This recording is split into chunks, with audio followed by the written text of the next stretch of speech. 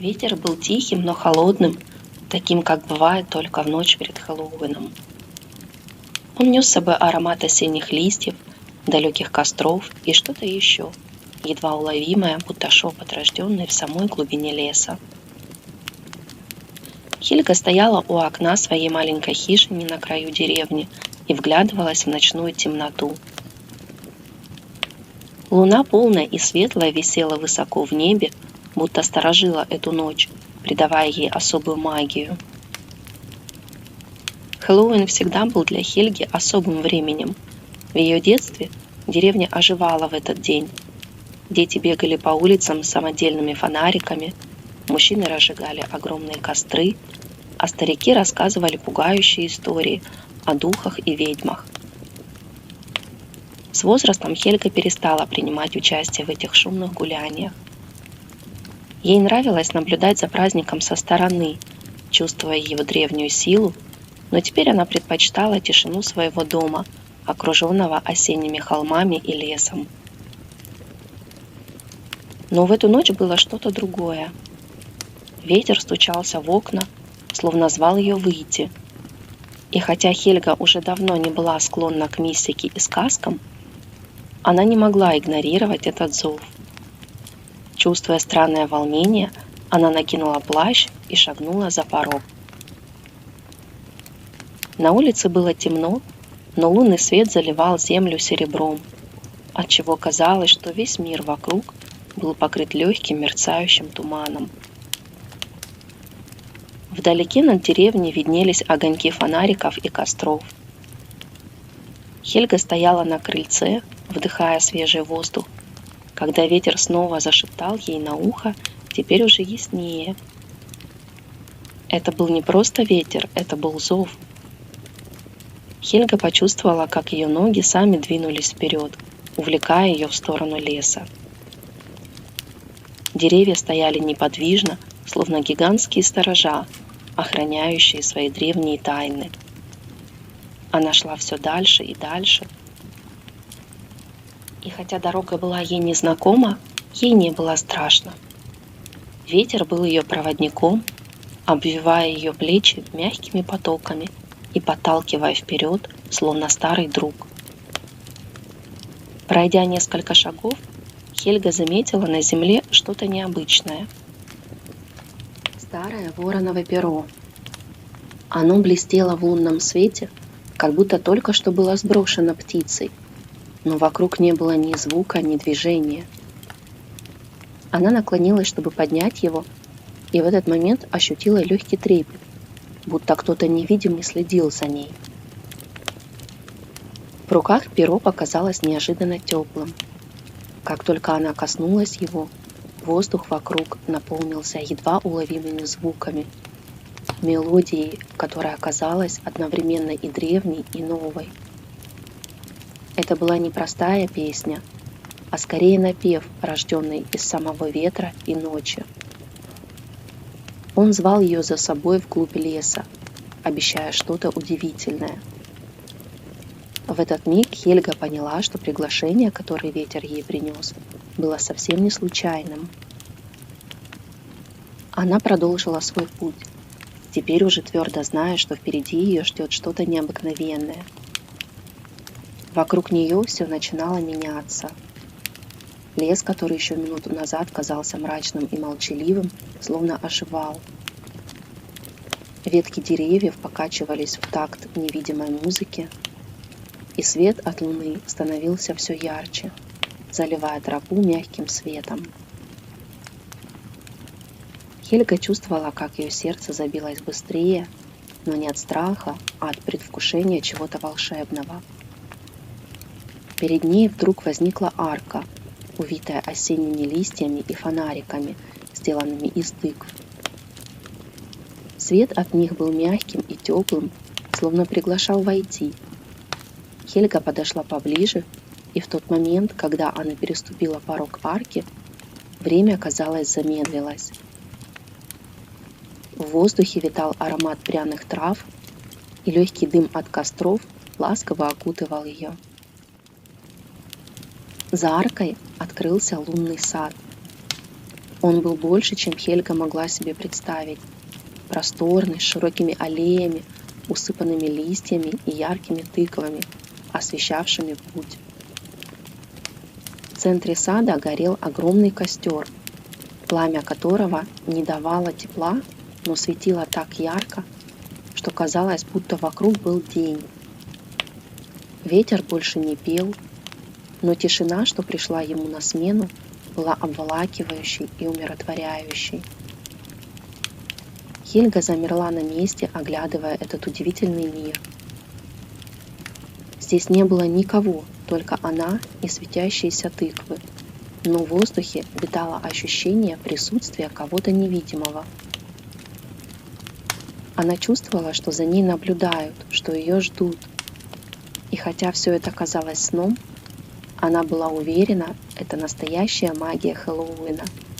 Та самая, о которой ей рассказывали в детстве. На мгновение ей стало тепло и уютно, как будто она вернулась домой после долгого путешествия.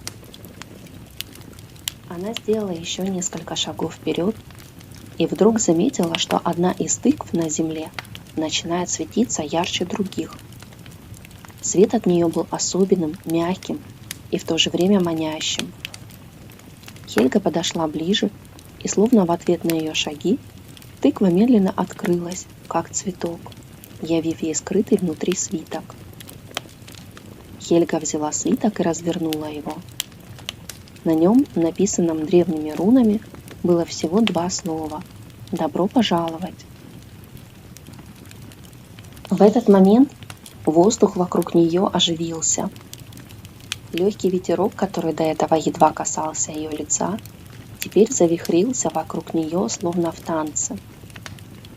Тени деревьев начали двигаться, а свет от тыквенных фонарей стал мерцать, будто приглушенные звезды решили спуститься с небес, чтобы осветить путь. Было ощущение, что сама ночь оживала, словно пробуждаясь от глубокого сна. Это было не пугающе, а наоборот завораживающе. Хельга сделала шаг вперед, и сразу же в воздухе раздался тихий перезвон. Едва слышный, но мелодичный, он наполнил сад неуловимой музыкой, похожей на далекий звон колокольчиков.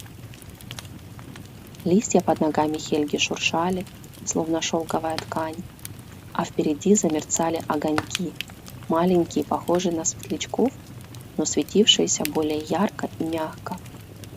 Огоньки танцевали вокруг, словно приглашая ее в игру, зигзагообразно перелетая с одного конца сада на другой. «Что это за место?» — подумала Хельга. Но вскоре ее мысли растворились в очаровании происходящего. Она пошла следом за огоньками, которые двигались все быстрее, и они словно играли с ней, дразнили, переливаясь теплыми оттенками от золотого до оранжевого. Хельга улыбнулась. Чувство легкости наполнило ее сердце, словно она снова была ребенком, который вот-вот найдет давно потерянный клад. В этот момент из-за ближайшего куста показалась фигура. Это был маленький дух в длинном темном плаще, но вместо пугающей внешности у него было мягкое и добродушное лицо, словно вырезанное из тыквы. Его глаза светились теплым светом, отражая огоньки, которые играли вокруг него. «Приветствую тебя, Хельга», — тихо проговорил он. Его голос был ясен, как осенний воздух. «Мы ждали тебя». Хельга замерла на мгновение, пытаясь понять, как ее имя могло быть известно этому существу. Но быстро отбросила свои мысли. Все происходящее здесь было настолько необычным и сказочным, что она больше не пыталась искать логичное объяснение. В этот момент все просто было, и этого было достаточно. «Кто вы?» — с любопытством спросила она, делая шаг ближе к существу. «Мы духи этого сада, хранители огоньков и теней», — ответил он, чуть наклонив голову, как будто приглашая ее пройти еще ближе. Каждый Хэллоуин мы собираемся здесь, чтобы праздновать ночь, когда свет и тьма встречаются. Ты пришла вовремя, праздник только начинается. Его глаза светились, словно два маленьких фонарика, а остальные огоньки вокруг него засияли ярче, словно подтверждая его слова. Хельга посмотрела по сторонам, и вот уже вокруг нее собралась целая толпа таких же маленьких духов, каждый из которых светился по-своему. Они кружились и танцевали вокруг, перешептывались, но не издавали громких звуков. Это был хоровод теней и света, где каждый из духов был словно частичкой осеннего ветра и переливающейся искры костра. Они начали водить хороводы вокруг Хельги. Их маленькие фигурки мерцали в ритме невидимой музыки, создавая удивительный танец огоньков и теней. Теплый свет тыкв, что украшали сад, мягко переливался, создавая иллюзию, что вокруг нее плывут звезды. Духи кружились все быстрее и быстрее, но Хельга не чувствовала никакой тревоги, только растущее внутри чувство уюта и спокойствия. «Ты не одна здесь», — снова заговорил дух, который стоял перед ней. «Эта ночь принадлежит всем, кто способен видеть ее магию. Мы приглашаем тебя разделить с нами этот праздник».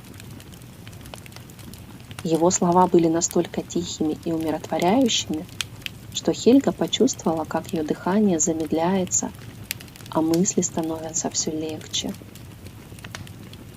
Вокруг нее все светилось и двигалось, но вместо того, чтобы чувствовать головокружение, она ощущала себя как дома.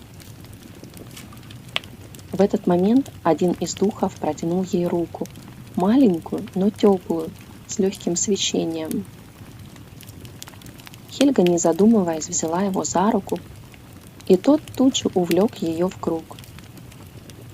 Едва касаясь земли, они начали двигаться вместе с остальными духами, кружась в мягком, почти невесомом танце. Хельга чувствовала, как ее ноги скользят по земле, не оставляя следов, словно она парила над землей. Свет огоньков стал еще ярче, а их шепот слился в нежную, успокаивающую мелодию. С каждым новым витком танца Хельга погружалась в волшебство все глубже. Ее мысли растворялись в мягком свете, и она больше не чувствовала ни времени, ни пространства. Было только это мгновение, эта ночь, эти огоньки, которые окружали ее, словно оберегая от всего мира. Танец продолжался, а Хельга чувствовала, как ее тело все больше наполняется легкостью. Казалось, что каждый ее шаг был не просто движением, а погружением в какую-то глубокую, мягкую тишину. Огоньки продолжали кружить вокруг нее, а свет тыкв в саду стал настолько теплым, что она едва ли замечала ночь вокруг. Этот танец был как сон, сладкий и умиротворяющий, который постепенно укрывал ее мягким светом и тишиной. Хельга, увлеченная танцем, не заметила, как время пролетело. Когда духи замедлили свой хоровод, ночь уже полностью окутала сад мягким темно-синим светом.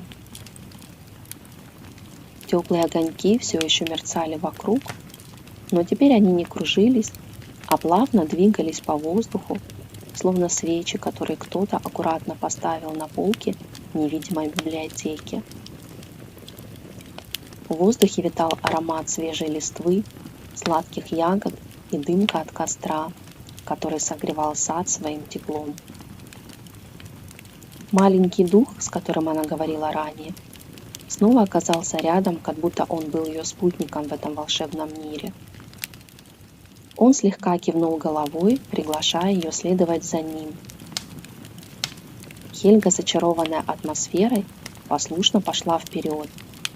Ее ноги скользили по мягкой траве, и каждый ее шаг отдавался в тишине сада, словно этот мир дышал вместе с ней.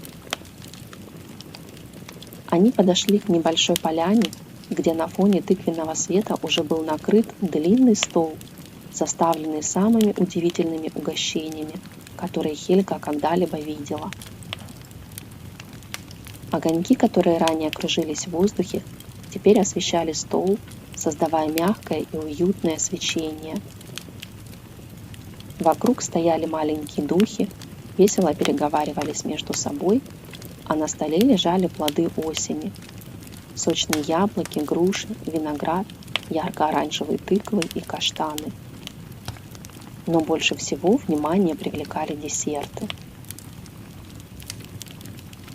Пироги, словно из бабушкиной книги рецептов, покрытые хрустящей золотистой корочкой, источали ароматы специй. Булочки с корицей, запеченные в форме листьев, лежали рядом с кувшинами теплого яблочного сидра. Большие плетеные корзины были наполнены хрустящими орехами и сладкими ягодами, а маленькие горшочки таили в себе мед и варенье из лесных ягод. Угощения выглядели так, словно были созданы не только для того, чтобы насытить, но и чтобы подарить радость и уют. «Прошу, наслаждайся», — сказал дух, указывая на стол. «Это часть нашего праздника. Здесь все создано осенней магией. Каждый кусочек наполнен теплом и светом. Пиршество — это не просто трапеза. Оно объединяет нас в этот волшебный вечер». Хельга осторожно подошла к столу и взяла в руки пирог, который источал невероятный аромат яблок и корицы. Тесто было настолько мягким, что буквально таяло во рту, а начинка напомнила ей о теплых осенних вечерах в детстве, когда вся семья собиралась у камина и ели такие же домашние пироги. Но этот пирог был не просто вкусным, он был насыщен какой-то особенной, едва уловимой магией. Каждый его кусочек словно дарил тепло, проникая внутрь и согревая ее сердце. Духи сели за стол вместе с ней, не торопясь, наслаждаясь каждым кусочком. Они не разговаривали громко, но их тихие голоса и легкий смех создавали атмосферу непринужденного уюта. Время словно остановилось, и все вокруг погрузилось в это спокойное пиршество. Хельга попробовала разные угощения: орехи, ягоды, сладкие булочки с корицей. Каждый вкус был уникален, но все они были объединены одной магией осени, дарящей умиротворение и радость. Скоро на поляне зажглись еще огоньки. Духи зажгли маленькие костры, чтобы еще больше согреть этот осенний вечер. Они сели вокруг костра, и Хельга, насытившись волшебными угощениями, присоединилась к ним. В воздухе витали ароматы древесного дыма и специй, а на фоне было слышно тихое потрескивание поленьев в костре. Один из духов поднял кубок с яблочным сидром, и его глаза озорно блеснули. «За осенний вечер и за встречу с теми, кто способен видеть волшебство!» — воскликнул он. И все духи радостно поддержали его, поднимая свои кубки. Хельга почувствовала, как ее сердце наполнилось благодарностью. Этот вечер, этот праздник, эти угощения — все это было настолько волшебным и уникальным, что казалось сном. Она поднесла к губам чашу с сидром, и теплый, чуть пряный напиток моментально согрел ее изнутри, оставляя приятное чувство расслабления и умиротворенности. Ночь была еще долгой, но в этой компании, в этом волшебном саду, Хельга чувствовала себя как дома. Когда осенний пир подошел к концу и духи начали покидать стол, Хельга ощутила легкое чувство завершенности. Все, что происходило этой ночью, казалось, было частью какого-то древнего ритуала, который она едва начинала понимать. Духи расходились по своим светящимся тропинкам, возвращаясь в тайные уголки сада. Огоньки на их пути мерцали все слабее, словно ночь медленно угасала вместе с праздником. Хельга сидела возле костра, ощущая приятное тепло на коже и тишину, которая постепенно обволакивала сад. Маленький дух, что был рядом с ней с самого начала, снова возник возле нее, на этот раз без слов. Он просто подошел и мягко сел на траву рядом, уставившись на убывающий костер. Огонь потрескивал, разбрасывая искры в воздух, которые тут же растворялись в темноте. «Все это было волшебно», — произнесла Хельга, нарушив тишину. Ее голос звучал едва слышно, как будто она боялась разрушить эту тихую гармонию, которая наполнила ночь. «И все-таки зачем я здесь?» Дух посмотрел на нее, его глаза загадочно блеснули. Он молчал некоторое время, а потом улыбнулся и сказал: «Иногда ответы не так важны, как путь к ним, Хельга. Мы все просто здесь, в этот момент, чтобы чувствовать осень, ночь, свет и тепло. Ты нашла свое место среди нас, потому что внутри тебя есть что-то, что тянется к этому миру». Она задумалась над его словами. Все действительно было таким простым и гармоничным, без загадок и подвохов. Праздник, как и сама жизнь, оказался не о том, чтобы найти ответы, а о том, чтобы наслаждаться тем, что есть здесь и сейчас. Маленький дух встал и протянул ей руку, и Хельга приняла ее, вставая с земли. Они оба молча подошли к последнему оставшемуся огоньку, светящемуся на холме. Когда они приблизились, огонек стал медленно подниматься в воздух, освещая каждый уголок сада. «Это наш финал», — сказал дух. «Когда огонек потухнет, праздник закончится, и ты вернешься в свой мир». Хельга стояла, наблюдая, как этот огонек поднимается все выше и выше, постепенно сливаясь со звездами на ночном небе. Наконец он исчез, оставив после себя только теплый след света, как будто его никогда и не было. «Прощай, Хельга», — прошептал дух. Его голос едва слышится в ветре.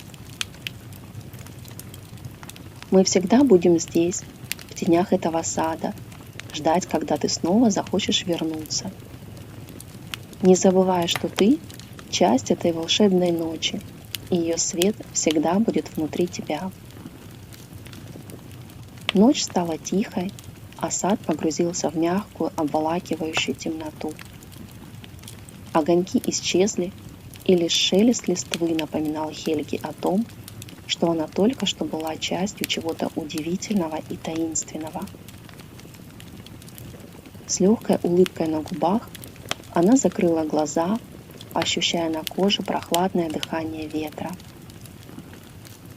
Все, что происходило этой ночью, останется с ней навсегда, как тихий шепот осени, который будет сопровождать ее каждый год, когда придет время Хэллоуина. Итак, с чувством мира и покоя Хельга сделала шаг в ночную тишину, возвращаясь домой и зная, что волшебство не исчезло, а стало частью ее души.